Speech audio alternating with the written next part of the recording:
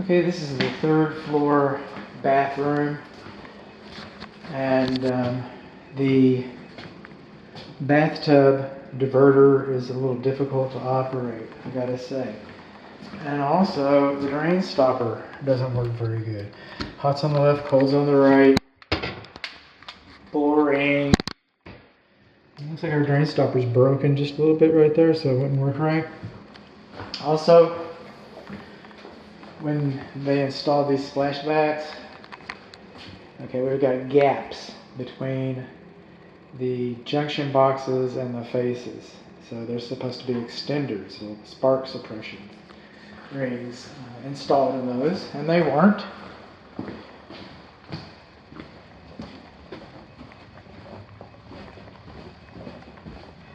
Coming down to the second floor.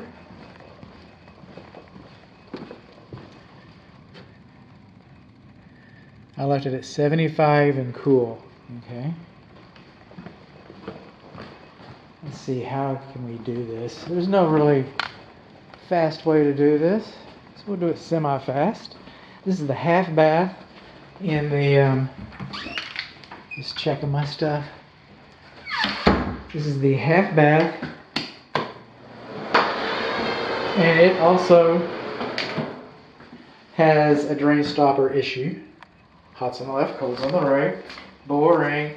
Everything goes down, it's supposed to go down. Hi, Tiki. There we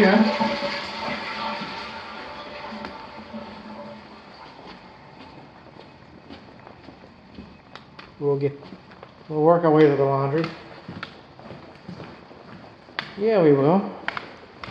We'll fly around here through the north bedroom. Not the third floor bedroom, but the north bedroom. We've got mixed valve. We do not have a mixed valve.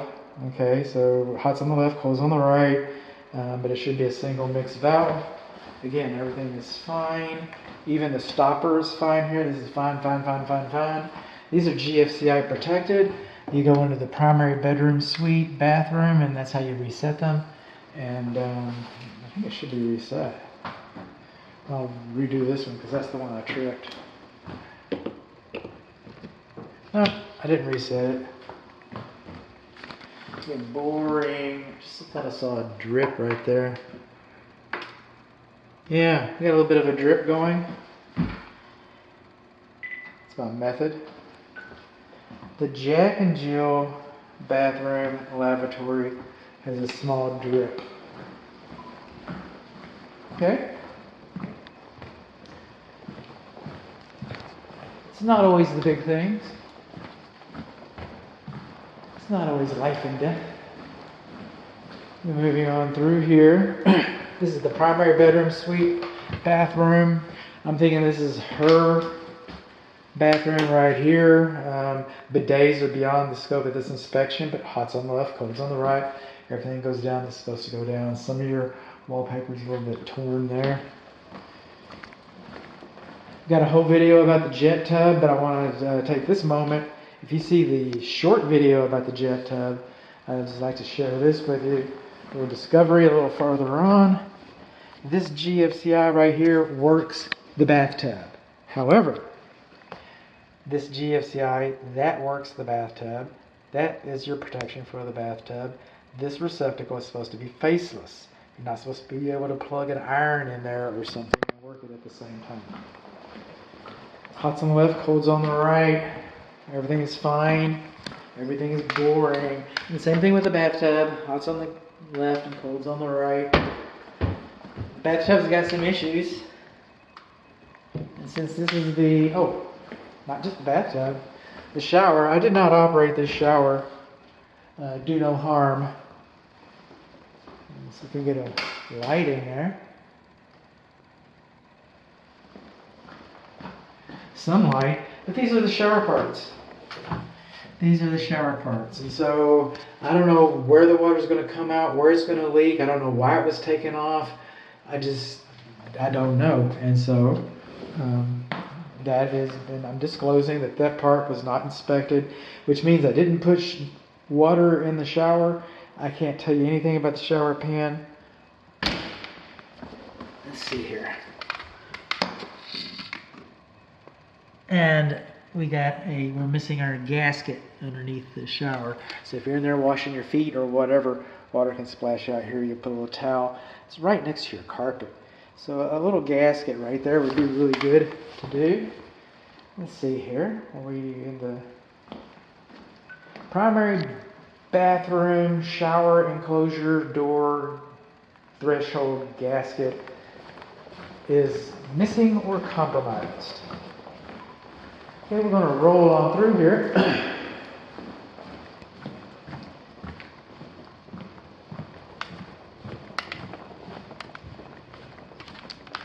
This takes us to the second floor laundry. That pipe is for a drain for your clothes washer. A clothes washer pan should be there. A clothes dryer length should be labeled.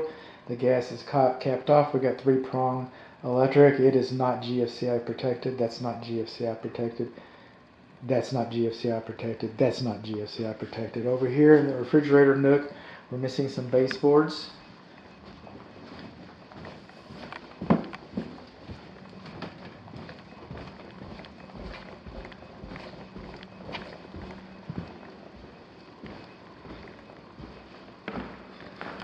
Coming along here, this is the interior plumbing and appliances. And so we're just gonna, it's hot in here, so I just had to stop here for a minute. Heat only, we're gonna go cool only. And go to temperature, cool 2.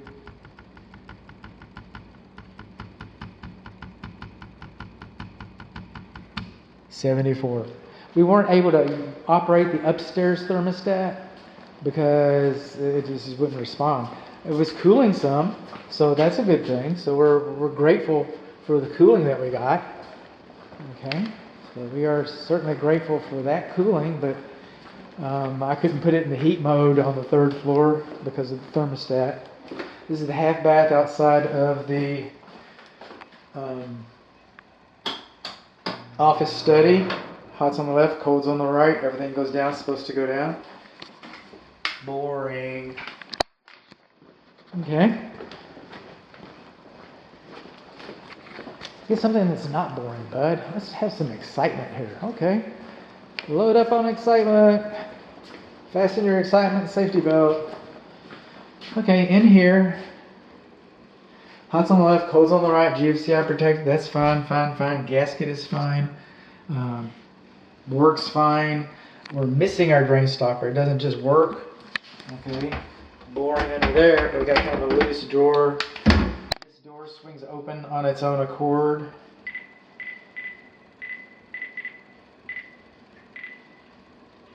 Downstairs laundry / bathroom door swings open on its own accord. I'm not going to flush this commode. You got a little chip here. You can kind of see water damage around here. Water is leaking out. Can you see the water? Can you see the water? Okay, so that's what that's doing. 3-prong electric. The length is not labeled. I don't remember if I tested you. I'm pretty sure I did. I'm pretty good about it. Yeah, I did. I even remember the click. I mean, the click in my left ear. And I don't know. But anyway, a neuron fired when I retested that.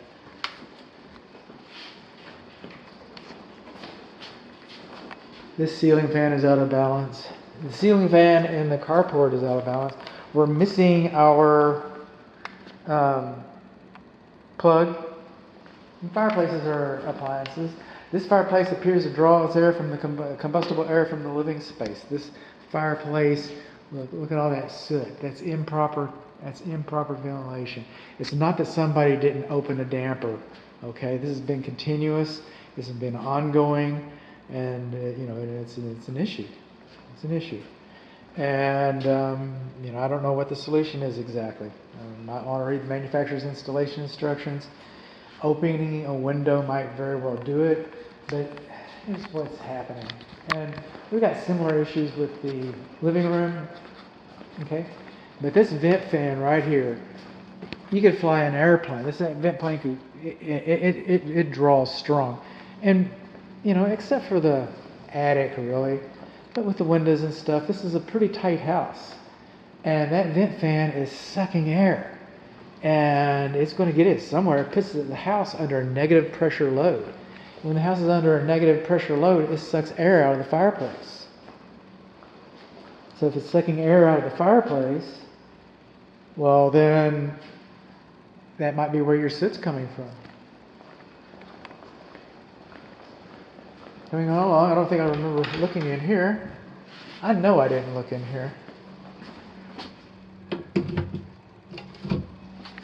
This is your pantry. You gonna stay open on your own accord, closed on your own accord? Yeah, I guess so. A double built-in sub-zero refrigerator. It should be serviced. Okay, you're about to take, it's a mechanical thing. When was the last time it was serviced? These things need to be serviced. They're very expensive, they're very nice, they're very sought after, they're very good, they last a really, really long time.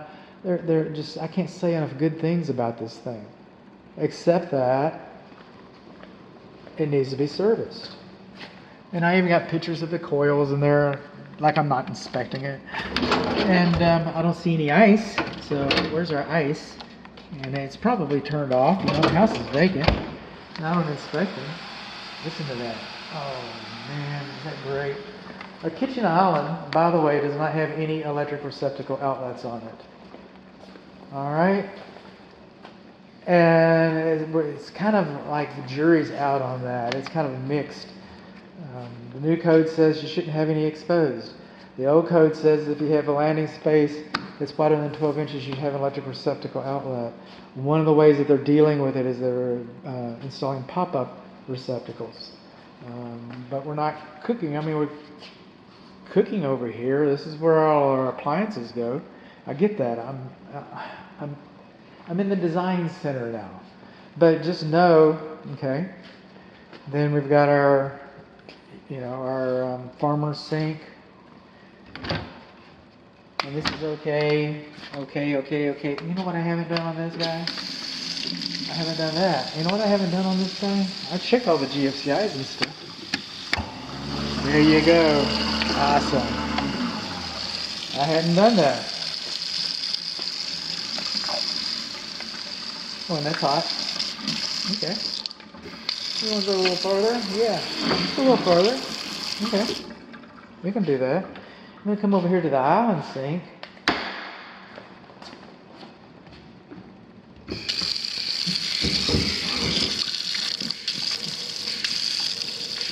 Kind of a little short shot.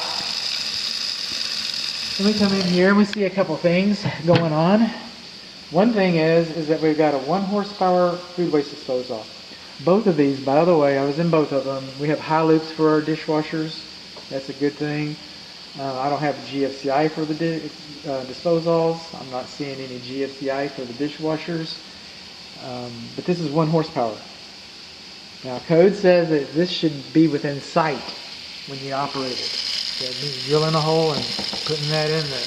But the manufacturer specification supersedes codes. The manufacturer says so long as it's not a 1 horsepower or more, then this switch should be visible. If this was 1/3 horsepower, 1/2 horsepower, 5/8 horsepower, 3/4 horsepower, whatever horsepower it is, as long as it's not 1 horsepower, this switch would have been acceptable. The location would have been acceptable. That being said, you're not supposed to have a rocker switch, for the disposals. The manufacturer says it should have a handle and say on and off. Now, the thing that's kind of interesting about this sink, okay, is that this is held up with sticks. It should have been held up with clips. This farmer sink over here is built in. It's got wooden sides. It kind of slides in like a tray. But this one is just being held up by sticks. Oh. But it does work. Just like the oven works. Again, this great oven is beyond the scope of this inspection. Commercial ovens are, but all the burners come on, the grill came on, the ovens come on, the oven light comes on. I'm not able to pull it out to see if it's got anti-tip device. I doubt this thing would ever anti-tip. There used to be a thing about these guys that the manufacturer used to say that they didn't need an anti-tip device. And so I talked to the Viking, or I think it was Wolf Range rep, and he's going like, yeah, they don't do that. And then after a few years, they started doing it. That's kind of interesting. What are you going to do? Same thing? Oh, man. Spice drawer. I guess. But spices are like perfume. If you have spices too long, they turn into hay. If you keep perfume too long, it's not the same stuff that you paid high dollar for, when you were dating and you still got it years later. It's just not the same stuff. And spices are the same thing. It's the oils in the spices that make them rich and full in the way that you want. And you've got it right next to your oven.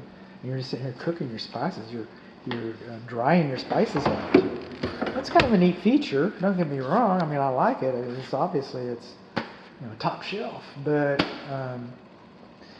I would think of a better place to put my spices. But I'm not here to inspect spice drawers. Speaking of drawers, this drawer's kind of loose. Check that out. See that? So there's a couple cabinet drawers that are kind of loose. This one's loose too, right? There you are. And there was another one someplace else. I know there is. So, but this is the appliances and the interior plumbing.